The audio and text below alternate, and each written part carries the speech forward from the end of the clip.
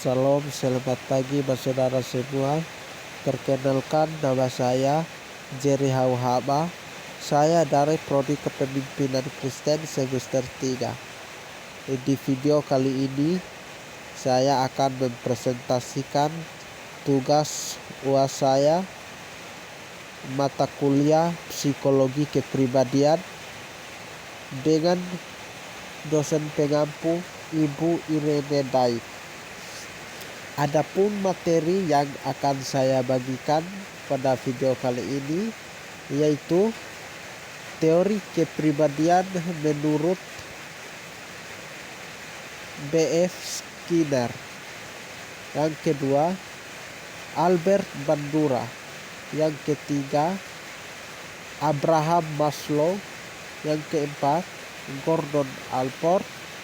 Dan yang kelima adalah Carl Rogers. Yang pertama, B.F. Skinner, yaitu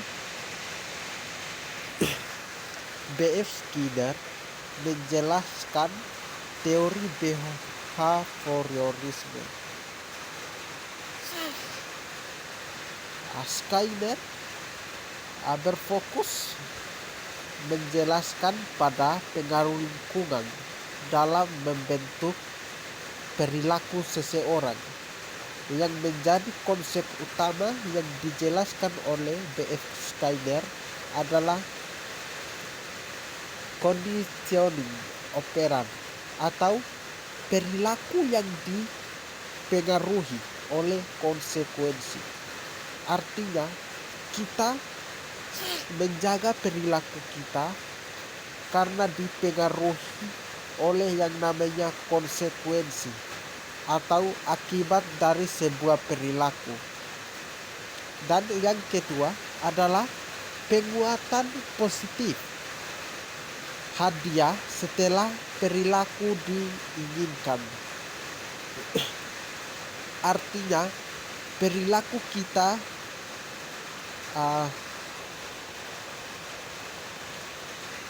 dipengaruhi oleh hadiah yang akan kita dapatkan setelah perilaku yang kita inginkan itu terwujud. Yang ketiga adalah penguatan negatif, menghilangkan stimulus negatif. Kepribadian adalah hasil pola perilaku yang dipelajari. Yang kedua,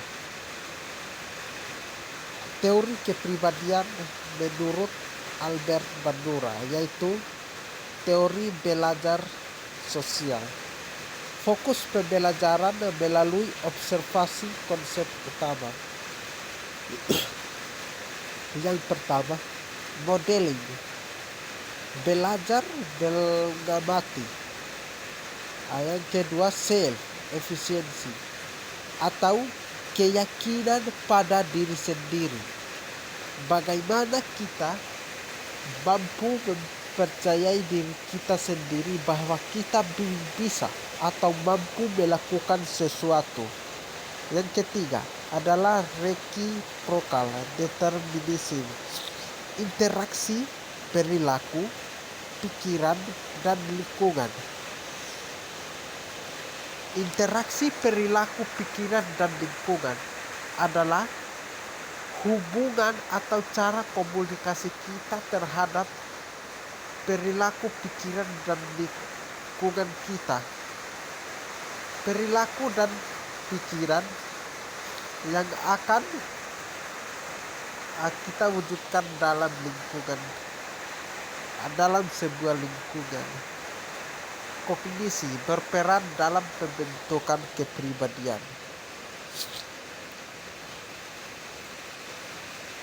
Teori yang ketiga adalah Abraham Maslow, teori kebutuhan hierarki, yang menjadi fokus pemenuhan kebutuhan untuk aktualisasi diri.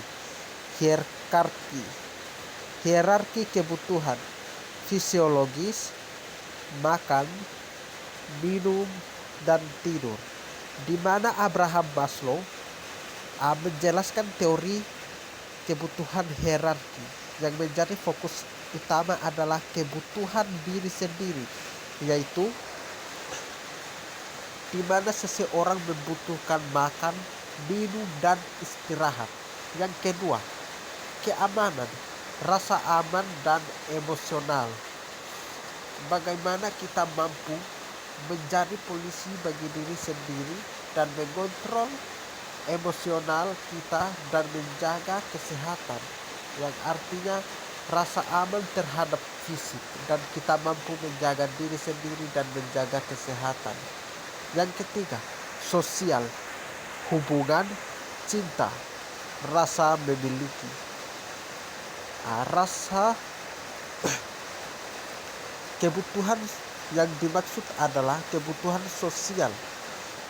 Bagaimana cara kita bergaul dengan orang-orang sekitar, hubungan kita dengan orang lain. Dan cinta adalah rasa memiliki yang timbul dari dalam hati, yaitu perasaan ingin memiliki terhadap seseorang. 4. Penghargaan, pengakuan, prestasi.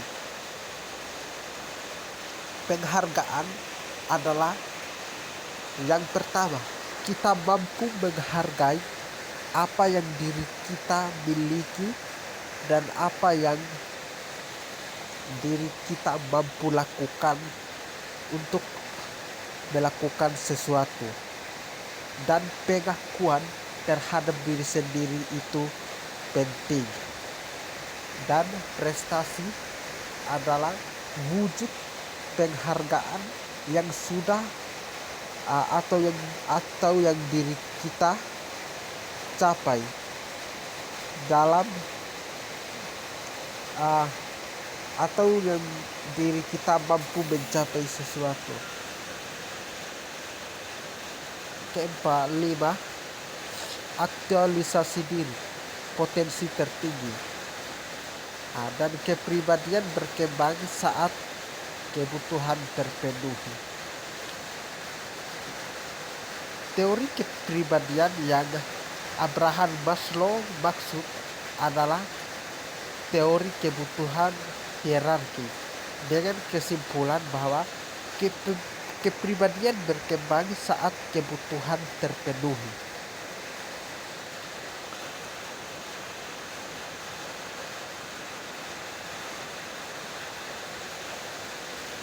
Keempat, teori kepribadian menurut Gordon Allport.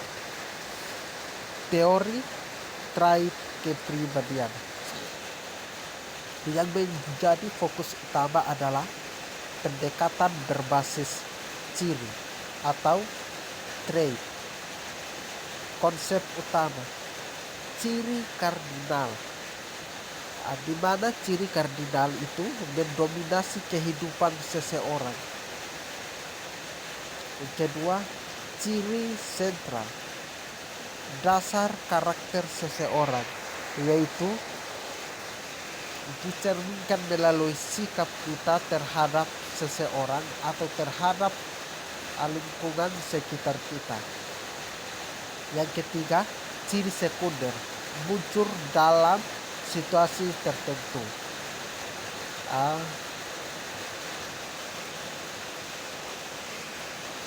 Yang dimaksud adalah kepribadian adalah kombinasi unik dari berbagai ciri. Dan teori yang terakhir adalah menurut Carl Rogers, yaitu teori humanistik, yang menjadi fokus utama yang disampaikan oleh Carl Rogers adalah konsep diri dan aktualisasi diri. Yang pertama, self concept, pandangan individu tentang diri mereka, yaitu bagaimana diri kita memandang diri kita sendiri itu seperti apa yang mampu kita lakukan, atau apakah kita mampu untuk melakukan dan menghargai diri sendiri. Yang kedua, penerimaan tanpa syarat, yaitu dukungan tanpa syarat. Dukungan yang dimaksud bisa berupa dukungan yang muncul dari dalam diri sendiri atau orang lain. Dukungan dari dalam diri sendiri, contohnya kita punya niat, kita pun mampu berkomitmen bahwa kita bisa untuk melakukan atau mencapai sesuatu. Dan dukungan dari luar, contohnya dukungan dari keluarga, orang-orang terdekat, dosen atau sesama rekan mahasiswa, bahwa kita mampu untuk melakukan atau mencapai hal-hal yang kita inginkan. Yang ketiga adalah aktualisasi diri, menjadi versi terbaik diri. Yang artinya aktualisasi diri ini adalah di mana kita mampu menjadi diri kita sendiri dan mampu menjadi versi atau diri kita sendiri yang sesungguhnya. Dan kesimpulan dari teori humanistik Carl Rogers adalah kepribadian berkembang dalam lingkungan yang mendukung. Yang artinya lingkungan yang mendukung kita entah dari dalam diri kita sendiri atau dari luar, yaitu dari orang lain, orang-orang terdekat yang mencintai diri kita. Jadi kesimpulannya adalah mendukung diri sendiri lebih penting daripada meminta dukungan dari orang lain. Sekian materi yang bisa saya bagikan. Kurang lebihnya mohon dimaafkan. Terima kasih. Tuhan Yesus memberkati. Salam.